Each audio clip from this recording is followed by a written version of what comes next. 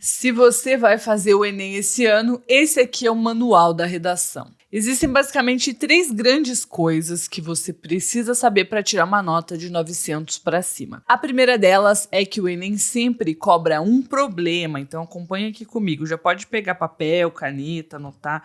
Vou tentar fazer uma letra legível.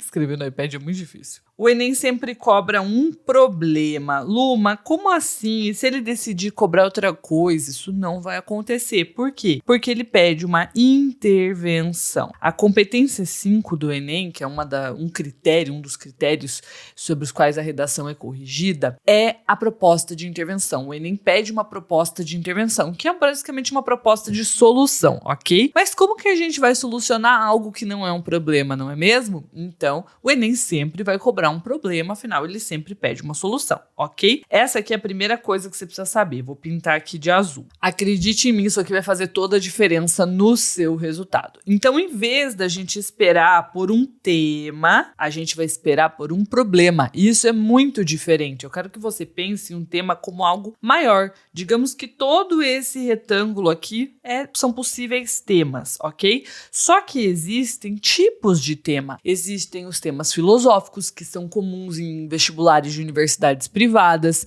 Existem os temas polêmicos, que são muito comuns também em vestibulares em alguns concursos, em que é pedido para você se posicionar a favor ou contra. Existem até aqueles temas que são para você falar sobre você, para você defender o porquê você merece determinado emprego, que é muito comum em seleções mesmo, para você começar a trabalhar em empresas. Então, existe uma infinidade de possibilidades, mas o Enem, ele não mergulha nessa infinidade de possibilidades que são os tipos de tema. Ele sempre cobra o mesmo tipo de tema, que é problema, tema-problema. Por quê? Porque, como eu falei, ele sempre pede uma solução, ok? Então, por mais que a gente não saiba que tema vai ser esse, a gente sabe que vai ser um problema. E essa descoberta mudou totalmente a vida dos meus alunos, porque a gente começou a chegar no Enem esperando por esse problema e tendo o que dizer. Luma, como que eu vou ter o que dizer sobre um problema que eu não sei qual é o que vai cair, eu não faço a mínima ideia, pode ser que eu nunca tenha ouvido falar sobre aquilo?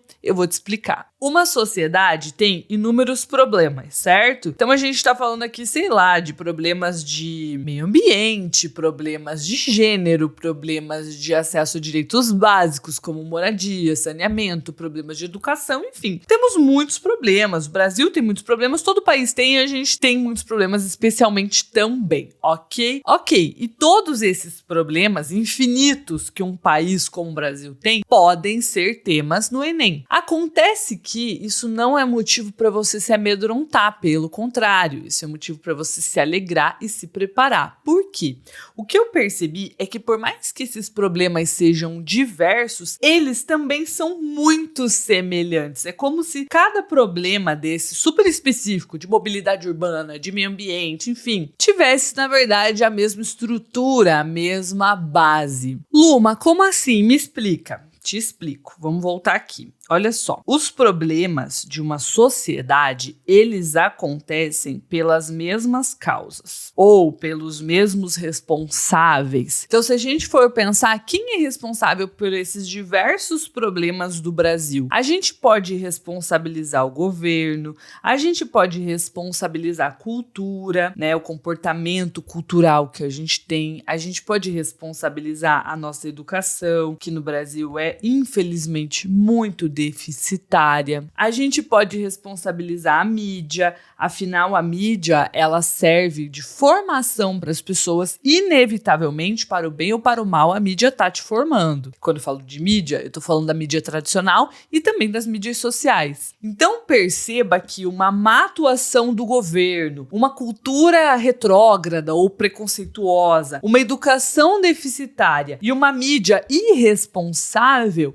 gera tudo isso aqui, todos os possíveis problemas, os possíveis temas que o Brasil possa ter e que podem cair no Enem. O que significa que se eu sei falar sobre o governo, cultura, mídia, educação, e esses são só alguns exemplos, eu consigo argumentar sobre qualquer tema. Como que funciona a argumentação na redação do Enem? Diferente de eu argumentar sobre algo me posicionando a favor ou contra, como o Enem sempre cobra um problema, eu não vou me posicionar a favor. Como que eu vou me posicionar a favor da violência contra a mulher, a favor da intolerância religiosa? Isso não existe no Enem. Então, o meu caminho argumentativo é outro. Não é o de defender um lado, e sim o de explicar ou responsabilizar as pessoas, as instituições pelo problema. Então, basicamente, eu tenho duas formas de argumentar quando eu estou falando de um problema. Eu posso argumentar por meio das causas, então eu posso falar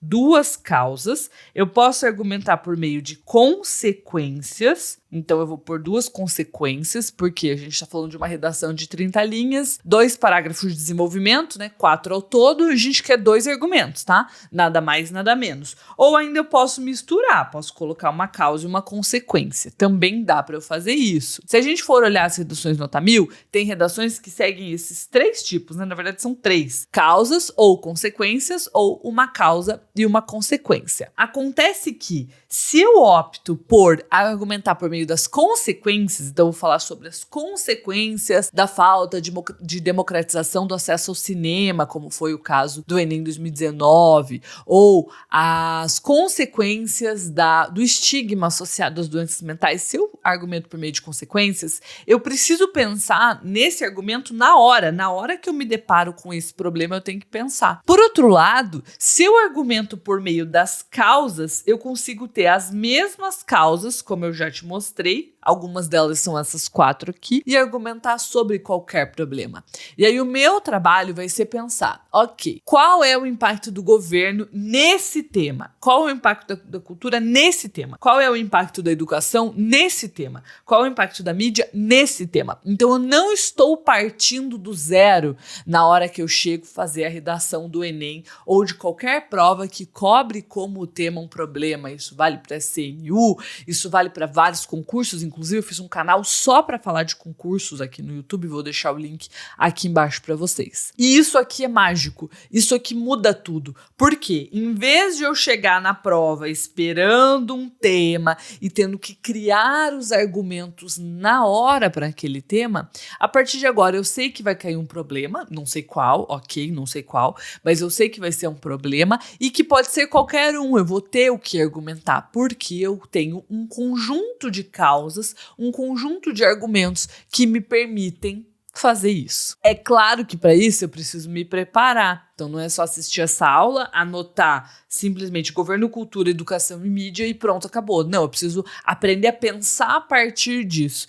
E para te ajudar com isso, eu preparei um e-book, um material gratuito com os meus modelos de redação, alguns deles, para você conhecer um pouquinho mais do meu método e do que eu chamo de redação padrão, que é, ok, eu conheço esse padrão, que é o Enem sempre cobra um problema, os problemas da sociedade acontecem de forma semelhante, portanto, se eu sei argumentar sobre um problema, eu sei argumentar sobre qualquer problema. Eu quero te ajudar nisso, tá bom?